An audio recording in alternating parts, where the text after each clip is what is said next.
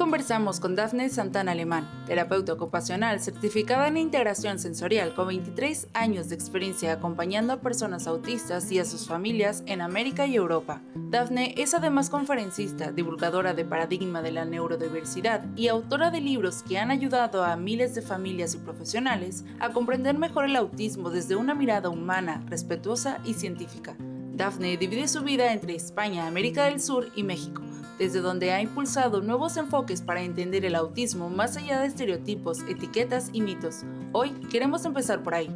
Dafne, ¿cómo defines el autismo y qué significa verlo desde un enfoque de neurodiversidad?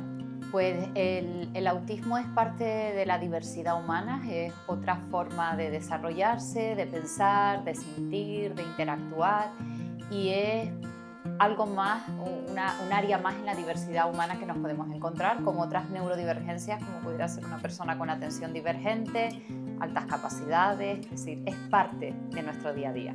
Eres terapeuta ocupacional certificada en integración sensorial. Me gustaría que nos explicaras este concepto que quizás no todos conocen. Se habla mucho de la integración sensorial y a veces se confunden muchos esos términos. La integración sensorial, pues lo hacemos todo, es como procesamos toda nuestra información sensorial del entorno y de nuestro propio cuerpo. Está muy vinculado, todo el mundo la relaciona con autismo, no es el único perfil de desarrollo que tiene desafíos en integración sensorial, pero para ser más exactos y teóricos es un marco clínico terapéutico dentro del área de la terapia ocupacional. Es una especialización aparte que pueden hacer terapeutas ocupacionales y que tiene más de 40 años de existencia y donde hay mucha evidencia clínica que habla sobre los beneficios de contemplar esta área. ¿Qué sucede cuando el entorno no considera estas diferencias sensoriales? ¿Qué consecuencias tiene para la persona autista? Pues que estamos haciendo que su vida sea mucho más difícil y que no se puedan desarrollar en su máximo potencial.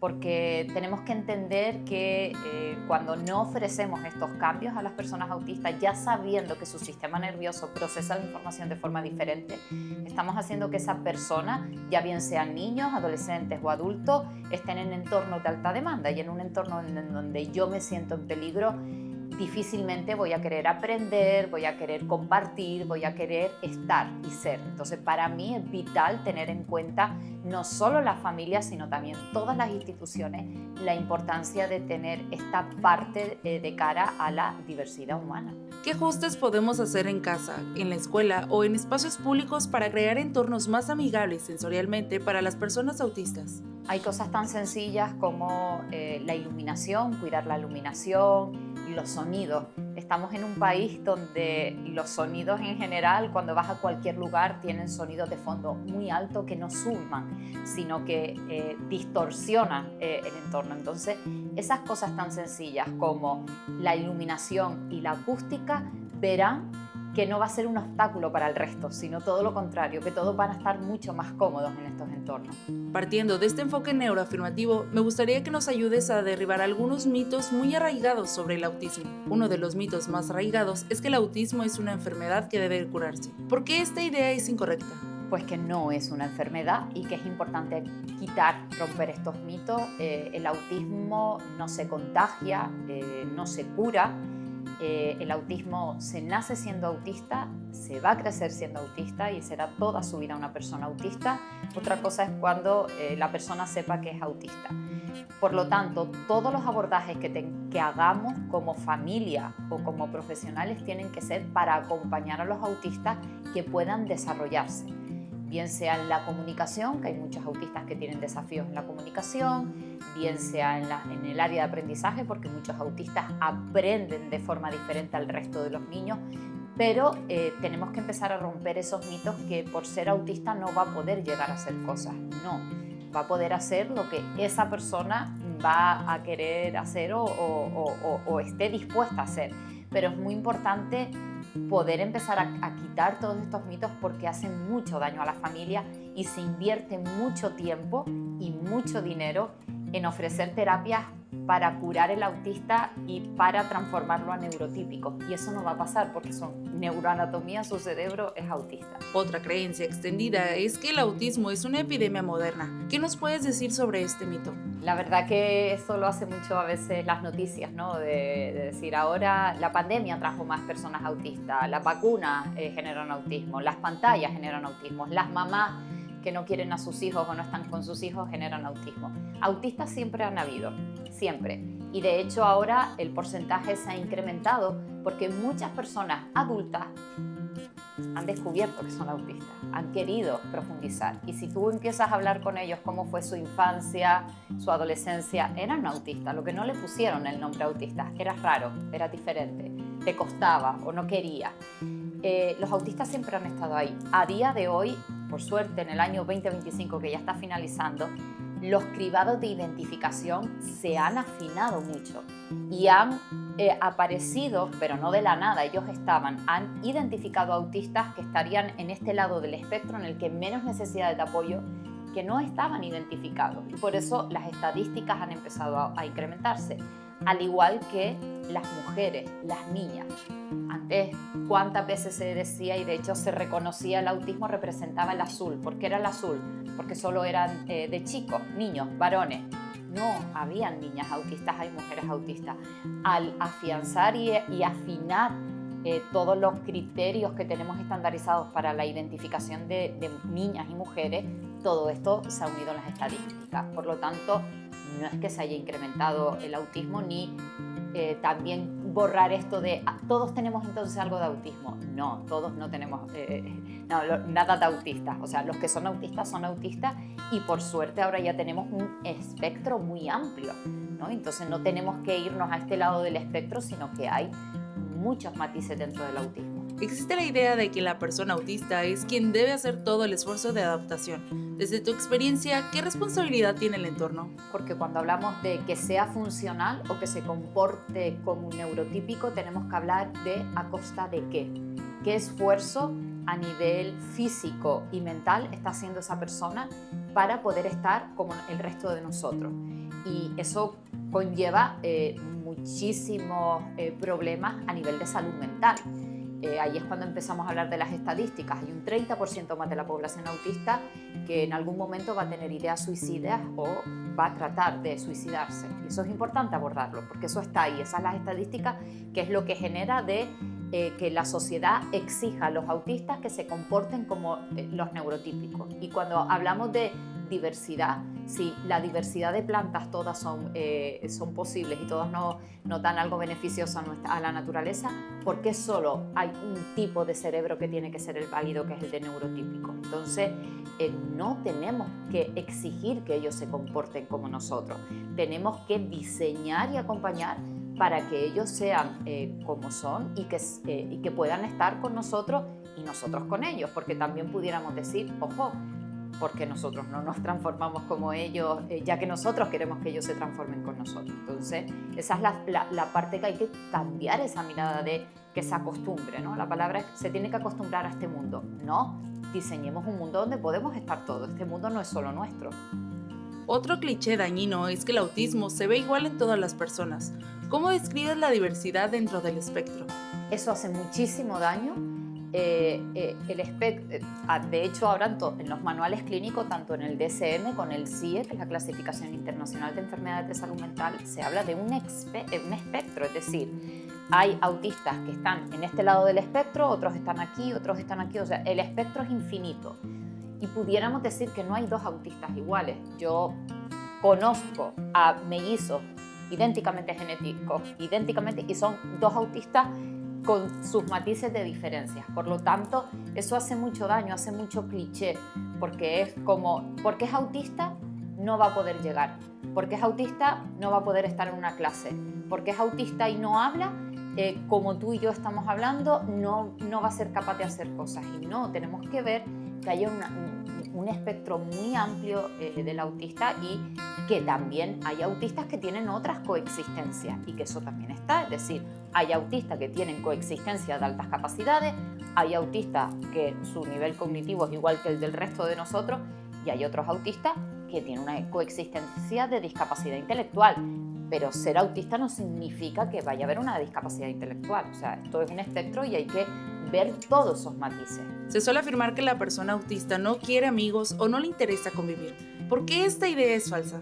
Conozco personalmente autistas hipersociables, que son 100 veces más sociables que yo. Es decir, hay muchos autistas que les encanta la interacción social. Lo que ocurre por interacción social, muchas veces ocurre que si el entorno es muy demandante para ellos a nivel sensorial, de impredictibilidad, de cambio, es demasiado hostil para mí, por eso yo no quiero participar. Hay otros autistas que son tímidos, hay otros autistas que tienen temperamento, hay otros autistas que les gusta llevar la parte cantante. Como cualquier tipo de personalidad, tenemos que entender que los autistas también tienen su personalidad, pero no quédense con ese cliché que al autista le gusta estar en una esquina solo, alineando y caminando en círculo. Esos son tópicos que quizás entiendo que también pues series o películas nos ha hecho como más ese cliché, pero nada más lejos de la realidad. O sea, no es así. El autista que no habla no piensa. Quizá uno de los mitos más dolorosos y extendidos, que si una persona autista no habla, tampoco comprende o no piensa. ¿Qué nos dices sobre esto? Tenemos que diferenciar lo que es hablar a lo que es pensar. El lenguaje se genera en el cerebro. El hablar es lo que el lenguaje está aquí, como yo lo hago como estoy haciendo aquí ahora, ¿no? Con mi voz. Entonces, primero, ser no hablante no significa ser no pensante. Nada más lejos de la realidad. El pensamiento está aquí. Es la forma en la que yo comunico. La comunicación es multimodal. Es decir, yo ahora nos estamos comunicando y yo estoy también no solo comunicándome con palabras, sino también estoy haciendo gestos. Por lo tanto, tenemos que entender que un autista no sea no hablante no significa que no sea pensante. Hay un 30% de la población autista que es no hablante. Pero eso no significa que no sea pensante y eso no significa que no se pueda comunicar. Me puedo comunicar con gestos, me puedo comunicar con señalado, me puedo comunicar con un sistema aumentativo de comunicación. Y ahí es cuando cambia, cuando damos esas herramientas a esa persona autista, veremos que hay un mundo por descubrir, que hemos dejado encerrado a esa persona porque solo pensamos que la única forma que tenemos de comunicarnos con ella es de la forma en que estamos tú y yo comunicando. Así que ahí es cuando se cambia mucho esa mirada de entender. Hay autistas no hablantes, universidad, conferenciantes, pero ¿qué les han ofrecido los otros sistemas de comunicación? ¿Qué ocurre? Que se dedica mucho esfuerzo de tiempo y de terapias para que ese autista se comunique con nosotros. Y también se tiene la falsa creencia que si le doy un sistema aumentativo de comunicación, esa persona nunca va a poder hablar. Y nada más lejos de la realidad. No hay ningún estudio en evidencia clínica que te diga que si se le ofrece un sistema aumentativo de comunicación a una persona autista, si él va a tener la capacidad de tener la comunicación hablada como nosotros, va a dejar de hablar. Todo lo contrario, le estamos facilitando. Y por último diría, la comunicación es un derecho universal. O sea, estamos vulnerando los derechos de la comunidad autista cuando les negamos la comunicación. El autista es un angelito. Hay familias conservadoras que ven la llegada de una persona autista como una bendición. ¿Cómo ves esto? Pues lo vamos a ver como falta de competencia. Creemos que es un tesorito, un angelito, un ser de luz también, alguna vez he escuchado. Es un ser humano, como tú, como yo, como el resto de las personas. Y eso hace que se le mire con pena, como con tristeza, de como no va a ser capaz de. Y yo entiendo que para una familia el empezar a entender, nadie te prepara para eso. Y más también de la forma en la que se suele transmitir que tu hijo o tu hija está dentro del espectro, se vive como un duelo, una pérdida de ese hijo, esa visión o ese plan de vida que tenías pensado en este niño. Entonces, también creo que el desconocimiento que hay genera mucho miedo y mucho rechazo.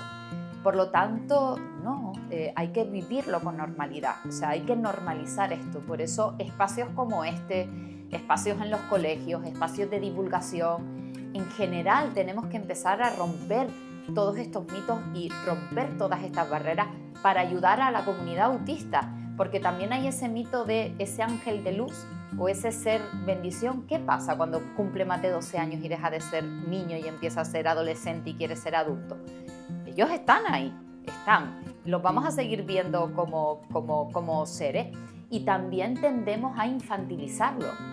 Y no, o sea, a un niño y una niña autista de 4 años lo tenemos que tratar como un niño y una niña autista de 4 años. Al de 8 como de 8, al de 16 como el de 16 y al de 30 como el de 30. Entonces, tenemos que empezar a cambiar esta narrativa. Yo siempre pienso que las palabras importan. Las palabras que utilizamos importan porque llegan más allá del simple hecho de ese significado. Ahora, desde tu experiencia, ¿qué rol juega la familia en la vida de una persona autista? ¿Cuáles son los primeros pasos que una familia debe de tomar tras recibir un diagnóstico de autismo? Creo que la familia es fundamental y creo que la familia es imprescindible. Yo siempre he pensado que lo primero que tiene que hacer una familia cuando recibe el diagnóstico es acompañarse de un equipo actualizado, consistente y que esté aquí con ustedes.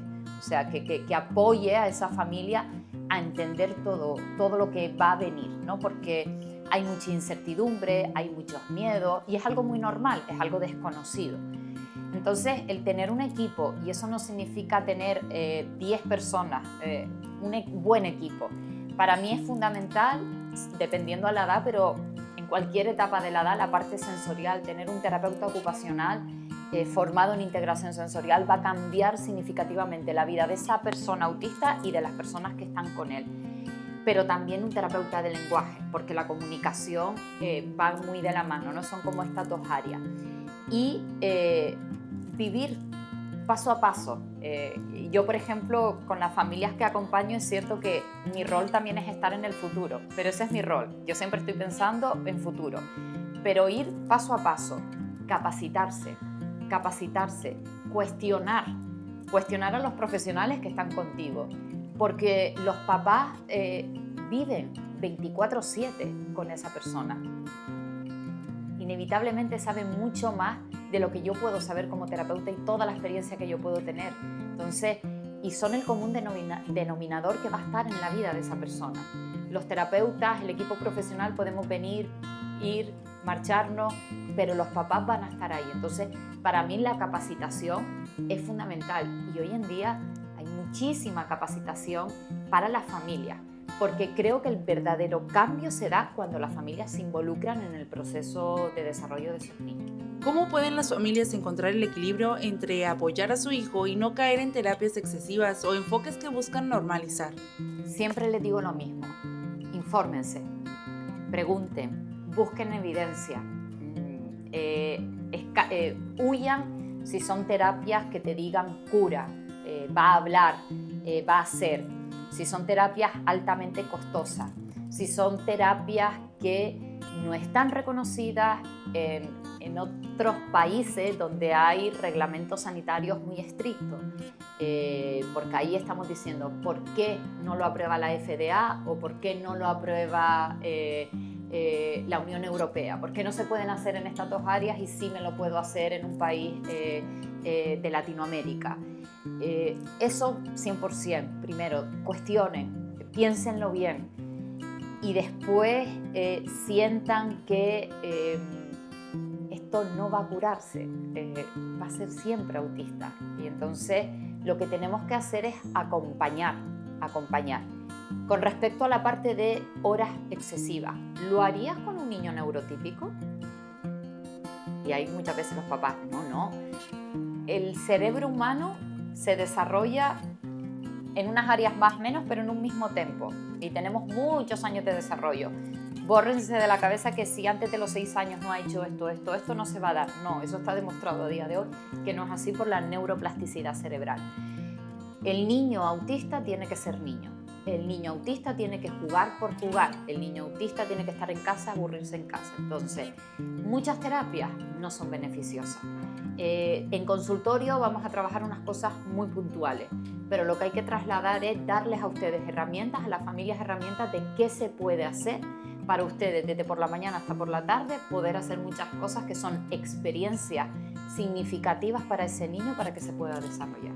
¿Cuáles son las señales que un maestro debería reconocer para identificar posibles necesidades de apoyo en un estudiante? muy importante esta pregunta porque muchas familias empiezan cuando la primera vez que empiezan a notar es cuando entran en la escolarización, ya bien sean en jardines de infancia, en las primeras infancias o en el colegio. Entonces es muy importante ver esas primeras señales para poder compartir, porque eso también es otra cosa muy importante. La detección temprana del autismo me va a ayudar a poder darle más herramientas y poder empezar mucho antes a facilitar su desarrollo. Ahí es la importancia y la responsabilidad de los docentes y de todas las instituciones de estar capacitados de forma consistente. Es decir, un docente a día de hoy, tal y como están las escuelas, no hay una única neurodivergencia. Yo voy a muchísimos colegios y los profesores lo dicen. Tengo muchísimos neurodivergentes en el aula, no solo autistas. Entonces, ahí entra un poco la responsabilidad de que lean, capacítense, aprovechen cuando se dan capacitaciones actualizadas con un enfoque actual, porque es el día a día. Y por otro lado, que también permitan a los papás que tienen un equipo detrás que quiera apoyarles al cole, que nos permitan esa entrada, que no vamos a juzgar, que no vamos a cuestionar, sino todo lo contrario, que les vamos a apoyar para hacerles más fácil su trabajo, porque no solo tienen a un niño, que es lo que ocurre en casa. En casa tienes a tu niño o a tu niña, o en consultorio tienes a ese niño o a esa niña que acompaña. En una clase hay una diversidad y hay muchísimos más alumnos y a veces ellos no tienen tanto tiempo, tanta disponibilidad. Entonces es muy importante eso, que se capaciten y que se dejen acompañar por el equipo terapéutico. ¿Qué ajustes prácticos puede implementar un docente en su aula para favorecer el aprendizaje de estudiantes neurodivergentes? Sí, además los pequeños cambios hacen grandes diferencias en la experiencia de cualquier niño. Siempre digo que todas las adecuaciones o los diseños que hacemos no son obstáculos para el resto de la clase, todo el contrario, va a ser bien. Empezando por una cosa tan sencilla, por la iluminación, pasar luz cálida, el dar pequeños apoyos visuales, estructurar la clase de qué va a ocurrir, le va a favorecer al resto del alumnado. Y después tan sencillo como permitir que ese niño o esa niña, por ejemplo, entre con un sistema aumentativo de comunicación. No va a ser un obstáculo para nada en la clase, eso lo va a traer el niño de sí y no va a costar nada. El poder permitir que haya apoyos visuales, que utilice unos audífonos de cancelación de ruido, son cosas tan sencillas que no va a marcar la diferencia ni va a impactar al día a día de la clase, y todo lo contrario, ese niño, esa niña va a estar mucho más cómodo en clase y no van a estar luchando con que el niño se escape o quiera salir de ese entorno. Entonces, para mí, también basándonos en el diseño universal para el aprendizaje, que se supone que todos los países tenemos en la Agenda 2030 implementar el diseño universal para el aprendizaje, el DUA, simplemente diseñar diferentes formas. Como hay niños que pueden aprender más de forma visual, otros de forma oral, otros de forma escrita, pues también estos son esos cambios. Entonces, yo muchas veces pienso que el miedo que tiene el docente es porque si va a ser mucho más trabajo. Y todo lo contrario, va a ir todo, va a fluir todo mucho mejor. Dafne, ha sido una conversación muy enriquecedora. Para terminar, ¿dónde pueden encontrarte quienes quieran seguir tu trabajo? Bueno, generalmente voy viajando por el mundo, entonces depende de dónde esté, estaré en un país o en otro, pero toda mi información yo trato siempre de hacer accesible información para todos y divulgar, y todo eso lo tengo como un poco más focalizado en redes sociales, y me encontrarán por Dafne Integración Sensorial. Ahí siempre intento dar pequeñas cápsulas informativas, educativas, con estrategia, y también vuelco toda la información cuando voy a estar en otros lugares, y por ahí me pueden contactar, y si no, también en esa página aparece diferentes vías donde contactar, porque bueno, hay veces que instituciones, organismos, centros quieren como capacitaciones específicas, y bueno, simplemente ahí hacemos y ya coordinamos y nos conocemos. Pues la verdad que me encantaría que nos dieran todo el mundo que se tenga este momento, que esté escuchando, que espero que no sean solo familias o personas vinculadas con familias neurodivergentes, sino que se nos dé esa oportunidad de dar a conocer que esto, al final, la diversidad humana, debemos pensar en futuro y que cada vez ser mucho más más amigables, hacer un mundo mucho más amigable para todos, porque todos tenemos derecho a pertenecer, que no, esto no es solo nuestro. Entonces, así que estos espacios nos brindan esa oportunidad de poder dar esa mirada. Y a todas las familias que estén empezando este camino, que no tengan miedo, que se acompañe de gente que sume y que todo va a ir bien.